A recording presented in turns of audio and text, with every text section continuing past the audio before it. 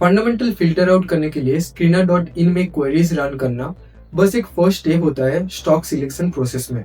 But the real challenges comes जब वो filter stocks में से आपको वो स्टॉक को सिलेक्ट करना है जो बाद में जाके आपको ग्रोथ पोटेंशियल दिखाई दे, या फिर आपको वो स्टॉक्स को अवॉइड भी करना है जो स्टॉक्स में कोई ग्रोथ पोटेंशियल बचा ही नहीं। बेसिकली आपको प्रायोरिटाइज करना है आपको कौन सी स्टॉक्स में ज्यादा फोकस करना चाहिए और कौन सी स्टॉक्स में आपको लेस फोकस करना चाहिए। सो इस वीडियो में आपको वो 16 इंपॉर्टेंट रेशियो दिखाने वाला हूँ जिसको आप ऑर्गेनाइज्ड तरीके से ऐड करके आपका जो फिल्टर व्यू है या फिर आपका जो टेबल व्यू है, नॉर्मल टेबल व्यू से आपके पास एक एडवांस टेबल व्यू आ जाएगा।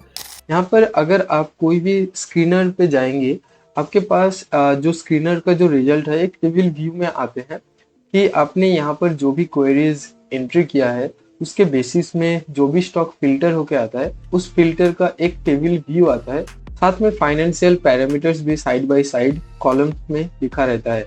यहाँ से आप कोई भी स्टॉक्स का जो फाइनेंशियल पैरामीटर्स है वो चेक कर सकते हैं, जैसे कि उसका current market price, P ratio, market cap, dividend yield and net quarterly sales growth, net quarterly profit growth. इनमें से कुछ पैरामीटर्स ऐसा है जो मिसिंग है या फिर कुछ पैरामीटर्स ऐसा है जो कि अननेसेसरी है। ये जो टेबल स्ट्रक्चर है ये कंपनी का foundation, growth quality, capital efficiency, valuation fairness, margins, जो स्ट्रॉन्ग होल्डर्स है वो कितना परसेंटेज उन्होंने अपना स्टेक को ऐड किया, कितना परसेंटेज अपने स्टेक से उन्होंने विड्रॉ किया, ये सारी चीज यहाँ पर मिसिंग है। कुछ पैरामीटर्स है जो इम्पोर्टेंट है और हमें इस टेबल व्यू में ऐड करना चाहिए।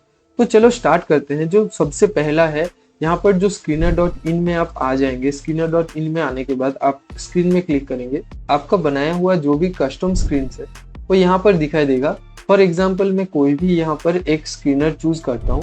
ये जो क्वेरीज है ये डालने के बाद यहाँ पर रन दिस क्वेरीज करेंगे एंड रन दिस क्वेरीज करने के बाद यहाँ पर जो क्वेरीज का रिजल्ट आ रहा है, मोर देन 4000 स्टॉक्स में से हमारे पास 33 स्टॉक्स का रिजल्ट आ चुका है। सो ये जो टेबल है ये टेबल व्यू आपका पूरा फाइनेंशियल डैशबोर्ड बनेगा। इस टेबल का पर्पस एक ही है, आपको एक ही नजर में बता दे स्टॉक स्ट्रॉन्ग है कि नहीं। सो जो टेबल व्यू है इसको एडिट करने के लिए आपको एडिट कॉलम्स में आ जाना है। जो फर्स्ट पैरामीटर्स ऐड करेंगे वो है the current market price, company का जो शेयर प्राइस है वो अभी कितने रुपीज में चल रहा है।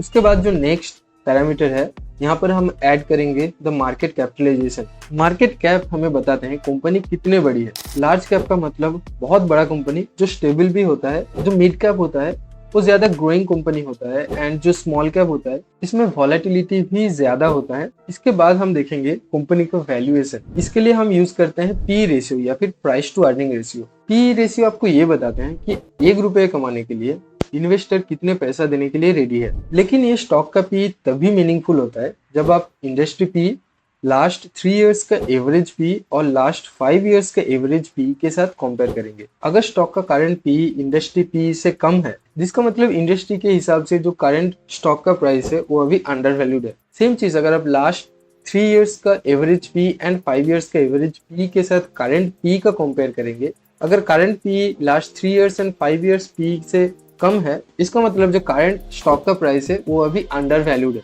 तो ये चीज आपको देखने के लिए सबसे पहले हम लोग ऐड करेंगे द इंडस्ट्री पी। उसके बाद हम ऐड करेंगे 3 इयर्स पी। तो यहाँ पर historical P 3 years and historical P 5 years, ये हम ऐड करेंगे। एंड उसके बाद हम ऐड करेंगे जो करंट पी है जो कि है प्राइस टू अर्निंग रेशियो। इसके बाद हम लोग ऐड करेंगे ROCE एंड ROE, जिससे हमें कोई भी कंपनीज का जो प्रॉफिटेबिलिटी पावर है वो हमें समझने में आसान रहे। ROCE मतलब return on capital employed, ROE का मतलब return on equity. High ROCE मतलब बिजनेस क्वालिटी स्ट्रॉन्ग है, हाई ROE का मतलब कंपनी पैसा कितना एफिशिएंटली यूज कर रहा है। So ROCE and ROE add करने के लिए हम यहाँ पर टाइप करेंगे ROCE, return on capital employed and ROE, return on equity. उसके बाद हम देखेंगे कि कंपनी क्वार्टरली कितना प्रॉफिट और सेल्स जनरेट कर रहा है। Year to year quarterly profit growth and year to year quarterly sales growth. ये दो नंबर्स आपको कंपनी के रिसेंट परफॉर्मेंस बताते हैं। प्रॉफिट और सेल्स दोनों ग्रो कर रहे हैं कि नहीं, कितने परसेंटेज से ग्रो कर रहा है मतलब लास्ट ईयर सेम क्वार्टर के हिसाब से इस ईयर सेम क्वार्टर में कितना ग्रोथ दिखाया है वो हमें पता चल जाएगा। बट उसके पहले हमें ये देखना है कि कंपनी कितना डेट लेके रखा है, मतलब कितना उधारी लेके रखा है। ऐड करेंगे डेट टू इक्विटी रेशियो, और डेट टू इक्विटी रेशियो 0.5 से नीचे है तो जनरली वो सेफर साइड होता है। उसके बाद हम लोग ऐड करेंगे पाइट्रोस्की स्कोर। पाइट्रोस्की स्कोर एक बहुत ही सिंपल एक फाइनेंशियल पैरामीटर्स है जो कि 1 to 9 के स्केल में होता है, जो कंपनी के फाइनेंशियल हेल्थ मेजर करता है। हाई स्कोर का मतलब फाइनेंशियली वो कंपनी स्ट्रांग है, अब लो स्कोर का मतलब फाइनेंशियल कंपनी वीक है। पाइट्रोस्की स्कोर 7 से ऊपर है तो बहुत ही अच्छा कंपनी माना जाता है। अब 5 से कम होगा वो सारे स्टॉक्स को आप अवॉइड कर सकते हैं। इसके बाद जो अपना नेक्स्ट रेशियो हम लोग ऐड करेंगे वो है पीईजी रेशियो। पीई का जो फ्यूचर अर्निंग्स ग्रोथ है, मतलब कंपनीज का जो ग्रोथ पोटेंशियल है वो अभी लेफ्ट ओवर है कि नहीं। जो पीईजी मीटर है वो सिंपल है, अगर 1 से कम है चीपर वैल्यूएशन में मिल रहा है, अगर 1 से ज्यादा है वो भी एक्सपेंसिव है, हमें थोड़ा वेट करना चाहिए। उसके बाद हम लोग ऐड करेंगे operating profit margin. Operating profit margin हमें ये बताते हैं कंपनी अपने ऑपरेशन से कितना प्रॉफिट कमा रहे हैं। हाई ऑपरेटिंग प्रॉफिट मार्जिन मतलब high efficiency. Operating profit margin जितना ज्यादा होगा उतना ही अच्छा है। उसके बाद हम लोग नेक्स्ट जो पैरामीटर्स ऐड करेंगे वो है FII एंड DII चेंजेस। तो ये जो रेशियो है ये मैंने कस्टम रेशियो बनाया हुआ है। यहाँ से अगर आप नीचे एक ऑप्शन है क्रिएट ए न्यू रेशियो, यहाँ पर क्लिक करेंगे आप एक कस्टम रेशियो अपने लिए बना सकते हैं। ये रेशियो हमें बताते हैं क्योंकि फॉरेन इन्वेस्टर एंड जो डोमेस्टिक इन्वेस्टर है इसका कॉम्बाइंड चेंजेस कितना है।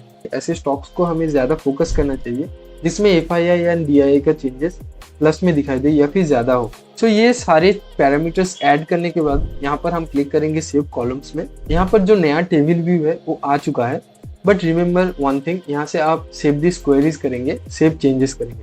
तो इससे क्या होगा, आपका जो टेबल व्यू है ये अभी सेव हो चुका है। जब भी मैं ऐसे Skinner.in में स्टॉक को फिल्टर करता हूँ क्वेरीज डाल के, तो यहाँ से हमें आउट ऑफ 4000 स्टॉक्स में से 33 स्टॉक्स आ चुके हैं। अभी 33 स्टॉक्स में से हमें कौन सी स्टॉक्स को चूज करना चाहिए फॉर द फर्दर एनालिसिस।